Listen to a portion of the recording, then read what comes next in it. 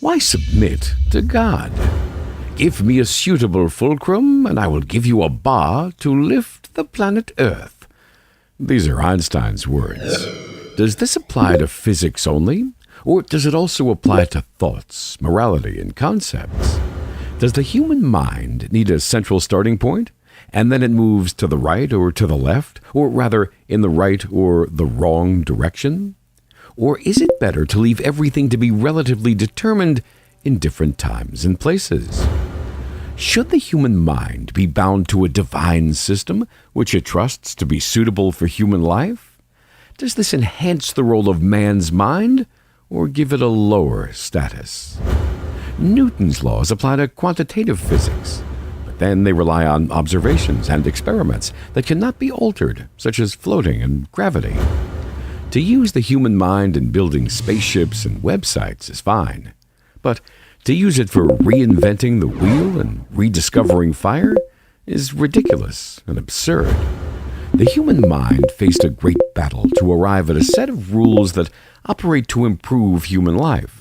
In the process, the human mind had to go from one extreme to another, and to rise from absurdity to logic. However, at no stage was the human mind absolutely right. When you do not have a point of reference, you cannot be completely certain. History proceeds like sea waves.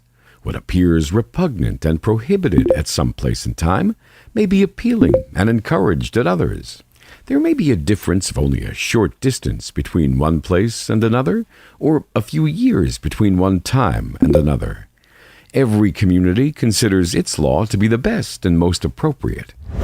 Only a few decades ago, black people were not allowed to use the same seats that the white people used in public transport in the United States. To use public toilets or water taps by a black person was a punishable offense and seen as repugnant by the great majority of white people. To advocate full equality between whites and blacks was to them sheer idiocy. Laws change with time and place. Without a clear standard of reference, how are we to distinguish right from wrong? At one stage, the Germans upheld Nietzsche's theory that the extermination of the lower races is acceptable in order to give a better chance for the higher races to survive and prosper.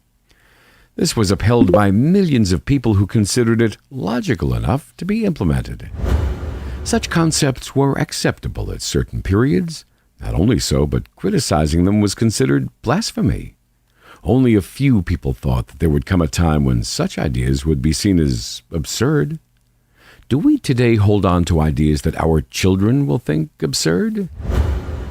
Islam establishes that the human mind needs a sound basis, a moral point of reference, a compass pointing out the way. People have millions of compasses. Indeed, everyone has his or her own moral indicator. Wherefrom can we have a primary indicator? And if we find one, how do we know it's the right one? Descartes stated the principle, "I think, therefore I am," which is known as methodological skepticism. His disciples doubted everything, including their minds and their own existence. They should not be blamed, because when there is no central point of reference, how can we be absolutely sure? Islam establishes a complete way of life, based on a sound concept of life and the universe. It's a comprehensive and permanent concept because it's established by God, the creator of man, the universe, and all that exists. Some people today may object to the Islamic way of life, and some may ridicule it as unsuitable for our modern time.